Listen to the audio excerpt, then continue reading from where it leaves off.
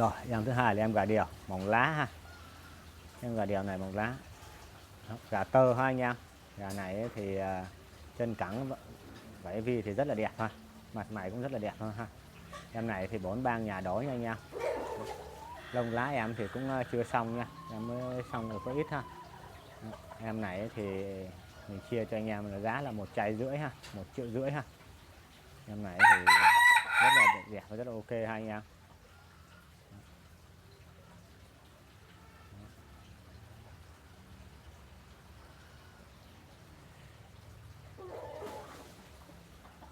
Rất là đẹp ha anh em. Em này đang chặng là 3,50 kg ha. Em còn đang tơ ha. Em này chặng của em là 3,2 kg nha anh em, 3,1 kg, 3,2 kg ha.